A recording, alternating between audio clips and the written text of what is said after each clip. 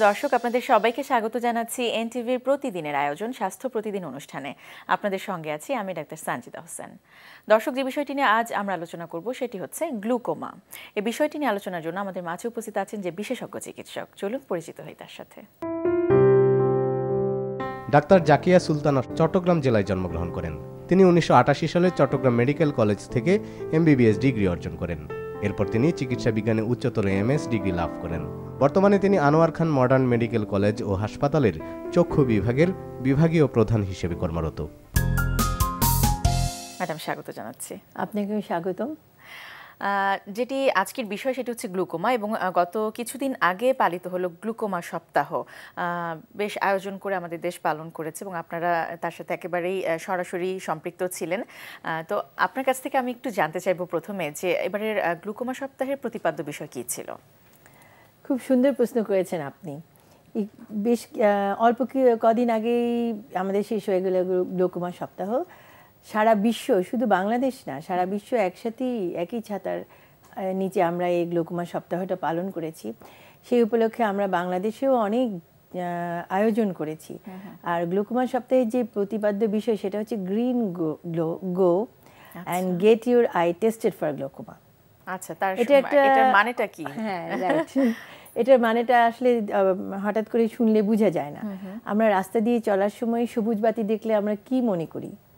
ট্রাফিকের সবুজ বাতি মানে আমরা রাস্তা পারাপার হব, মানে safe, you can proceed through the road, you can cross the road. তো এটার মানে হচ্ছে যে আপনার সামনে পথ খোলা, আপনি যান, গ্লুকোমার চোখ পরীক্ষা করে আসুন, দেখুন আপনার চোখটা গ্লুকোমা মুক্ত কিনা। আচ্ছা, তার মানে পুরোপুরি এটা একটা স্ক্রিনিং এর কথা বলা হয়েছে, যেটা আমরা আগে থেকেই যাতে আমরা বুঝতে পারি যে গ্লুকোমা আছে কিনা। জাস্ট আপনি এটুকু জেনে নেন যে গ্লুকোমা আছে কিনা। যদি থাকে তারপর তো অন্য বিষয় চলে আসবে। চোখের একটা অত্যন্ত জটিল একটি রোগ, এবং এটি যদি সময় মতো পরীক্ষা করা না হয় বা সেটি যদি চিকিৎসা করা না হয় অন্ধত্বের ঝুঁকিও রয়েছে। এই যে গ্লুকোমা, এইটি সম্পর্কে একটু আপনার কাছ থেকে আমি জানতে চাইবো যে গ্লুকোমাটা কি এবং এটি কেন হয়? গ্লুকোমা হচ্ছে আমাদের চোখে যতগুলো অন্ধত্ব আছে তার মধ্যে তৃতীয় বৃহত্তম কারণ, এবং গ্লুকোমায় যে অন্ধটা হয় সেই দৃষ্টিটা আর ফিরে আসে না। আপনি জানতে চাচ্ছেন গ্লুকোমাটা কিভাবে হয়? ধরুন আমাদের চোখটা ফুটবলের মতো একটা গোল একটা জিনিস, যার ভেতরে এক পাশ থেকে তৈরি হচ্ছে পানি, সেই পানিটা সারা চোখে সঞ্চালন হচ্ছে এবং আরেকটা ওয়ে দিয়ে বেরিয়ে যাচ্ছে। এই তৈরি বা বের হওয়ার পথে কোনো কারণে যদি বেশি তৈরি হয় অথবা কোনো কারণে যদি বের হওয়ার পথে যদি বাধা পায়, বিশেষ করে এই জায়গাটায়, তখন সেই পানিটা চোখের মধ্যে জমা হতে থাকে। জমা হয়ে চোখের এই যে বাইরের যে ওয়ালটা, সেই ওয়ালের যে জায়গাগুলো দুর্বল জায়গা, ওখানে চাপ সৃষ্টি করে। সবচেয়ে দুর্বল জায়গা হচ্ছে চোখের ঠিক পেছনে আমাদের একটা নার্ভ আছে, অতি মূল্যবান নার্ভ, সেটা হচ্ছে অপটিক নার্ভ। এই নার্ভের কাজ হচ্ছে আমরা যা দৃষ্টিতে দেখি সেটা সেন্সেশনটা ওই নার্ভ দিয়ে আমাদের ব্রেনে চলে যায় এবং ব্রেনকে বলে যে বিষয়টা দেখো। তখন চোখ যে জিনিসটা দেখে সেটা বুঝতে পারে, ফিল করে যে হ্যাঁ আমি এই জিনিসটা দেখছি। এখন গ্লুকোমার কারণে চোখে যখন প্রেশার বেড়ে যায়, এই নার্ভে গিয়ে চাপ সৃষ্টি করে। চাপ পড়তে পড়তে একটা সময় নার্ভটা তার ক্ষমতা হারিয়ে ফেলে। শুরুতে চাপটা এমন থাকে যে ওই চাপটা সরিয়ে ফেললে নার্ভটা আগের জায়গায় ফিরে যেতে পারে, কিন্তু একটা সময় কন্টিনিউয়াস যখন চাপটা পড়ে তখন একটা সময় আর ফেরত আসার কোনো সম্ভাবনা থাকে না। আমরা তো জানি ম্যাডাম যে রক্তে চাপ আছে, মানে রক্তচাপ, উচ্চ রক্তচাপ হয় তখন বা নিম্ন রক্তচাপ হয়। চোখেরও যে চাপ রয়েছে সেটি সবাই হয়তো বোঝেন না বা জানেন না, তখন কিন্তু অনেকে অবাক হয়ে যান। এটি আসলে কি এবং কেন? হ্যাঁ, আসলে এটা অবাক করা ব্যাপার। মানুষ আমাদেরকে এসে জিজ্ঞেস করে চোখের আবার কিসের চাপ? এই যে পানি জাতীয় পদার্থ এবং চোখের ভেতরে যে জিনিসপত্রগুলো আছে, তারা চোখের ওয়ালে যেই চাপটা দেয় সেটাই হচ্ছে চোখের চাপ, এবং এটা একটা নর্মাল প্রেশার থাকে যাতে করে নার্ভের অন্যান্য জিনিসের যেন কোনো ক্ষতি না হয়। কিন্তু কখনো যদি এই চাপটা যদি অতিরিক্ত বেড়ে যায়, নর্মাল রেঞ্জের বেশি, তখন এই ক্ষতিটা হয়। আচ্ছা, ঝুঁকিপূর্ণ কাদের বেশি এটা হওয়ার ঝুঁকি থাকে? তার কি কোনো ঝুঁকিপূর্ণ এটা আসলে জানা থাকলে মানুষ যারা এই ঝুঁকিপূর্ণ মানুষের মধ্যে পড়ে যায় তারা সময় মতো চলে আসতে পারবেন চক্ষু চিকিৎসকদের কাছে। যেমন যাদের বয়স 40 বছরের উপরে এখন 40ও ধরি না, আমরা 35 ধরি। কেননা দেখা যায় যে 40 হতে হতে ক্ষতির পরিমাণটা আরো বেশি হয়ে যায় যাদের ক্ষতি হচ্ছে। তাহলে ধরুন 35 ঊর্ধ্ব মানুষ যাদের ডায়াবেটিস আছে, হাইপারটেনশন, যাদের ফ্যামিলিতে গ্লোকোমা হিস্ট্রি আছে, এই সমস্ত মানুষ তাদের বেশি গ্লোকোমা হওয়ার সম্ভাবনা থাকে। এবং আমরা জানি যারা স্টেরয়েড খাচ্ছেন বা চোখে লাগাচ্ছেন তারাও, আচ্ছা, মানে দীর্ঘদিন ধরে যারা স্টেরয়েড নিচ্ছেন তারাও ঝুঁকির মধ্যে আছে। আমরা জানি যে গ্লুকোমাটাকে অনেক সময় বলা হয় নীরব ঘাতক, এবং এত নীরবে এই পুরো প্রক্রিয়াটা চলে, সবাই কিন্তু টেরও পায় না বা কোনো উপসর্গ হয়তো দেখা যায় না, কিন্তু যখন উপসর্গ দেখা যায় তখন হয়তো অনেক দেরি হয়ে গেছে। তো আসলে এটি যাতে না হয়, যাতে একেবারে শেষ সময়ে গিয়ে যাতে মানুষ না বুঝে, তার জন্যই প্রতিরোধ প্রয়োজন। তাহলে সেই প্রতিরোধটা আসলে কিভাবে করা যেতে পারে? এক হচ্ছে যে আমরা সাধারণ মানুষের কথা বলি, তারা কিভাবে বুঝবেন তার চোখে গ্লোকোমা হয়েছে বা গ্লোকোমা একটা ফিলিং কিভাবে আসতে পারে, সেটা হচ্ছে এই সমস্ত মানুষ যাদের গ্লোকোমা হয় তারা কখনোই চোখে চশমা নিয়ে স্যাটিসফাই হয় না। বারবার করে আসে তারা যে আমার চোখে আমার ডক্টর চশমা দিয়েছে কিন্তু আমার ভালো লাগছে না, চশমাটা আবার একটু ঠিক করে দেন। হয়তো এটা দেখা যায় ঠিকই ও স্যাটিসফাই হচ্ছে না, এটা অন্য বিষয়, কিন্তু গ্লোকোমা যাদের হচ্ছে তাদের ম্যাক্সিমাম ক্ষেত্রে দেখা যায় যে তারা চশমা নিয়ে স্যাটিসফাই হয় না। কারণ তাদের চোখের যে মাসেলগুলো এই প্রেশারের কারণে প্যারালাইসিস হয়ে যায়, যার জন্য সে কোনো চশমার যে তার যে মানে দেখতে যে ভালো লাগাটা সেটা সে পায় না। আচ্ছা, এটা একটা। তার যে দৃষ্টির চারিদিকে সে রংধনু দেখতে পায়। আচ্ছা, কর্নিয়াতে যেহেতু ইডিমা হয়, কর্নিয়াতে যেহেতু পানি জমে যায়, সে তার দৃষ্টির চারিদিকে সে যখন প্রেশারটা বেড়ে যায় সে রংধনুর মতো দেখতে পায়। এটা একটা। মাথা ব্যথা হয়, চোখ ব্যথা হয়, এগুলো এইসব হচ্ছে উপসর্গ যে গ্লোকোমা কথা চিন্তা করা। আর সবচেয়ে বেশি অ্যালার্মিং যেটা, তার দৃষ্টি আগে ধরেন অনেক বড় ব্যাপ্তি ছিল, কিন্তু গ্লোকোমার ক্ষেত্রে যখন অপটিক নার্ভের ড্যামেজটা হয় এই ব্যাপ্তিটা আস্তে আস্তে শুরু হয়ে যায়। সে একটা বড় রাস্তার পাশে অনেক সময় লাইনে কাজ করার জন্য, ড্রেনে কাজ করার জন্য বড় বড় পাইপ আর ছোট পাইপ, বড় পাইপ দিয়ে আপনি যখন দেখবেন আপনি ও পাশের কি বলে ভুবনটাকে অনেক বড় করে দেখবেন, কিন্তু পাইপটা যখন সরু হবে আপনি ওটা দিয়ে দৃষ্টি হয়ে যাবে ঠিক সরু। গ্লোকোমা হলে যখন চোখের নার্ভের ক্ষতি হবে দৃষ্টিটা ঠিক ওই সরু পাইপ দিয়ে দেখার মতোই হয়ে যাবে। আচ্ছা, সেটি সেভাবে কোনো টের পাওয়ার কোনো উপায় নেই। এই একটা দেখা যাবে ও রাস্তা দিয়ে হাঁটার সময় হোঁচট খাচ্ছে, বাড়ি খাচ্ছে, দেখতে পাচ্ছে না, ব্যথা পাচ্ছে, এগুলো। আচ্ছা, যেটি আপনি বলছিলেন যে স্ক্রিনিংটা করতে হবে, হ্যাঁ সেটি এইগুলো হচ্ছে নিজের মধ্যে। এই জন্য যাতে না হয় বা গ্লোকোমা যে আমার নেই এগুলোর জন্য আপনাকে স্ক্রিনিং টেস্ট করতে হবে, ডাক্তারের কাছে যেতে হবে অ্যাটলিস্ট বছরে একবার। আপনি দেখিয়ে নেন, আপনার খালি তো চোখের গ্লোকোমার সমস্যা হতে পারে তা না, অন্য সমস্যাও থাকতে পারে, চোখটাকে ভালো রাখুন। আচ্ছা, তো আমি একটু গ্লুকোমা নিয়েই আবার একটু জানতে চাইবো যে আপনি যাদের কথা বলছিলেন যে একটা ঝুঁকিপূর্ণ যে গ্রুপ আছে, যখন স্ক্রিনিং হয়, যখন সে জানতে পারে যে তার গ্লুকোমা হয়েছে বা যখন চিকিৎসক বা আপনারা যখন নিশ্চিত হন যে তার গ্লুকোমা আছে, এর পরবর্তী পদক্ষেপ কি থাকে? তাদেরকে আমরা বলে দেই যে আপনারা আমাদেরকে স্পেসিফিক সময় দেখা করবেন। দেখা করলে এটা তো স্ক্রিনিং, তার মানে ইন ম্যাস অনেকগুলো মানুষকে কিভাবে তাড়াতাড়ি আমি বেছে নিতে পারবো glaucoma group of people, non glaucoma group of people. তো যারা গ্লোকোমা নিয়ে ভুগছেন বলে আমি মনে করছি আমরা সেটাকে আমরা আলাদা করে নিই, তাদেরকে অ্যাডভাইস করি কিছু পরীক্ষা নিরীক্ষার এবং এর পরবর্তীতে চিকিৎসা। হ্যাঁ, এর আমার দেখা আরো ভালোভাবে দেখা এবং পরীক্ষা নিরীক্ষা দুটো একসাথে আমরা কম্বিনেশন করে আমরা সর্ট আউট করি যে whether he is suffering from glaucoma or not, তারপর আমরা চিকিৎসা শুরু। গ্লুকোমায় কি যে সমস্যাটা হয় সেই সমস্যাটা চিকিৎসায় পুরোপুরি ভালো হয় কিনা, বা যেই দৃষ্টিটা সে তার চলে গেছে সেটি কি সে আবার ফিরে পায় কিনা? দৃষ্টিটা আসলে ফেরত আনা সম্ভব না। যতটুকু পর্যন্ত ড্যামেজ হয়েছে, সে আমার 40% ড্যামেজ হয়ে গিয়েছে, এই 40% কখনোই ফেরত আনা সম্ভব না, কিন্তু বাকি 60% ওই 60% যেন থাকে সেই ব্যবস্থা আমাদেরকে করতে হবে। কিভাবে করতে হবে? গ্লোকোমার বিভিন্ন ধরনের চিকিৎসা আছে, আপনি ডাক্তারের পরামর্শ মতো সেই চিকিৎসাটা একজন রুগী যদি ঠিকমতো নেয়, ঠিকমতো যদি ওষুধ ব্যবহার করে, ঠিকমতো যদি ফলো আপে আসে, তাহলে ওই 60% ভালো ভিশন থাকবে। তার রিটেইন করা সম্ভব। আচ্ছা, তার মানে এই জন্যই জরুরি যত দ্রুত সম্ভব রোগটিকে ধরা, এবং যত দূর পর্যন্ত যত দ্রুত ধরা যায় চিকিৎসাও তখন বাকিটা ভালো থাকে এবং তার দৃষ্টিশক্তিটা বাকিটুকু ভালো আর থাকে। ফলো আপ কেন দরকার সেটা হচ্ছে যে একদম আপনাকে তো 100% সবসময় যে ওইভাবে দৃষ্টিটাকে ধরে রাখা সম্ভব না, এই 60%-এর মধ্যে। আচ্ছা, তো একটা খুব সূক্ষ্ম একটা ড্যামেজ হয়ে যেতে পারে, সেটা যেন না হয় সেই জন্যই ফলো আপ। কতদিন পর পর এই ফলো আপ? আমরা সাধারণত ইনিশিয়ালি যদি রুগীর অবস্থা বেশি খারাপ থাকে তখন ফলো আপের মাত্রাটা আমরা বেশি বলি, উইদিন 3 মান্থস।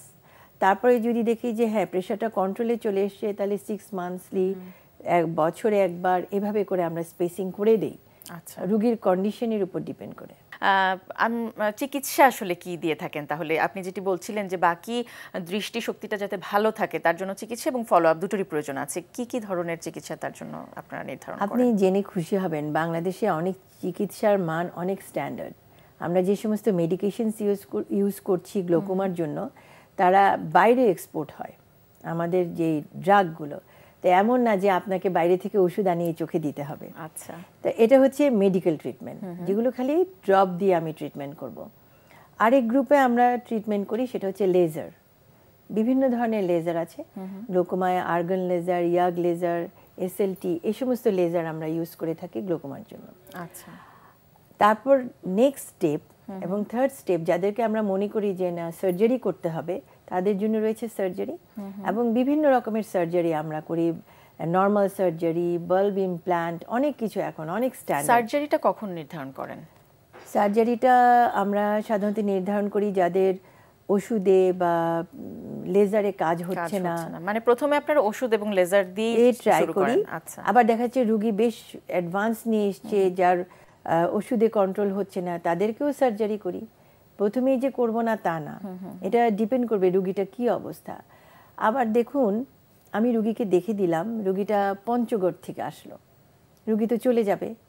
এখন রুগী গিয়ে ওষুধ পাবে কি না, রুগী ওষুধ দেবে কি না, রুগী আমার কাছে আসবে কি না, এগুলো একটা বিরাট প্রশ্ন।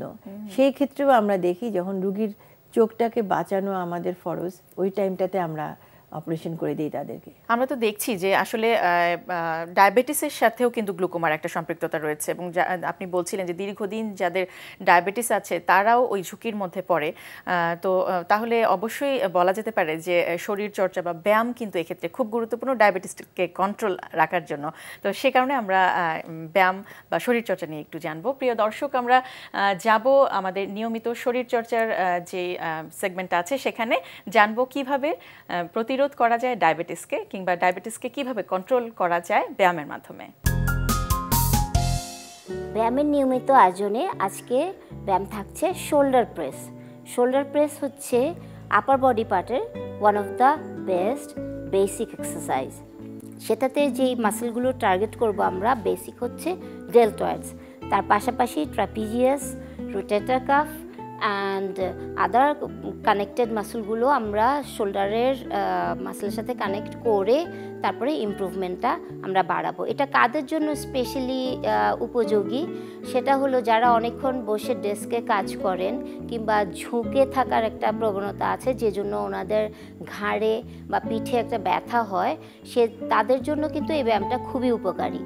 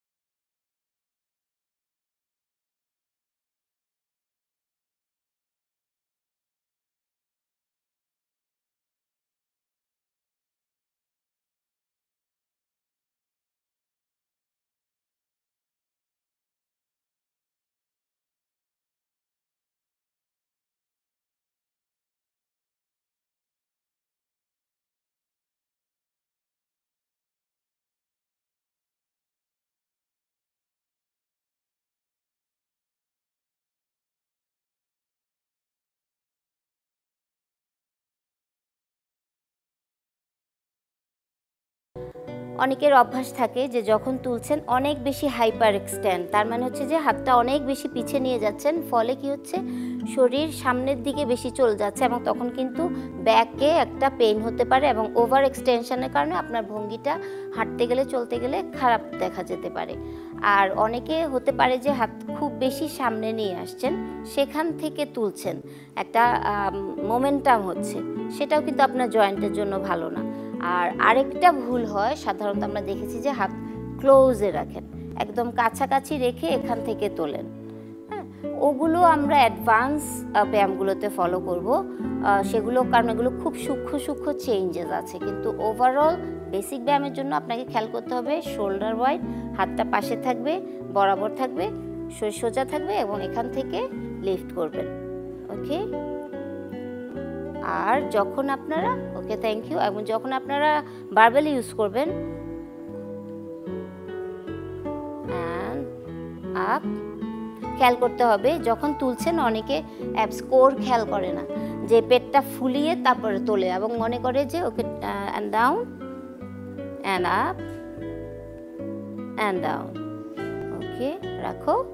যেটা ভুল হয় যে ওনারা মনে করেন যে অনেক বেশি করে ওয়েট নিলে পরেই খুব দ্রুত ওনার শোল্ডার গঠিত হয়ে যাবে কিংবা ফ্যাট বার্ন হয়ে যাবে বা স্ট্রং হয়ে যাবে, এই জন্য যেটা পারছেন না সেই ওয়েটটা নিয়েও ওনারা কোমর থেকে জোর দিয়ে এবং পেট ফুলিয়ে তারপর করেন। এখানে খেয়াল করতে হবে যে কোর অ্যাক্টিভেট রেখে পেট চেপে যতটুকু ওয়েট নিয়ে আপনার অ্যালাইনমেন্টটা ঠিক থাকছে, প্রথমে আমি বলবো যে আয়নাতে দেখে করেন, তখন যে ওয়েটটা আপনার জন্য সুবিধাজনক হবে ওই ওয়েটটা নিয়ে আপনি কিছুদিন 15 বার করে 3টা সেট করে করেন, তারপর আস্তে আস্তে আপনি ওয়েট বাড়াবেন কিংবা রিপিটেশনটা বাড়াবেন। ওকে, তো আমরা ফার্স্ট 3 বার 4 বার দেখি, যে যদি খুব একটু ইজি হয়ে যান তখন আপনারা মোমেন্ট খুব দ্রুত রিপিটেশনটা কত দিতে পারেন এবং কিভাবে দিবেন। 4 বার quick, 1 and 2 quick and 3 and 4, okay, and down. এবং ওয়েট রাখার সময় সবসময় খেয়াল করতে হবে যে আপনি ঝুঁকে যেন ওয়েটটা লিফট করবেন না কিংবা ঝুঁকে ওয়েটটাকে নামাবেন না। যাদের লোয়ার ব্যাক পেইন আছে খুব সাবধানে খেয়াল করে আপনাকে হাঁটু গেড়ে বসে ওয়েট তুলতে হবে এবং সেভাবেই নামাতে হবে।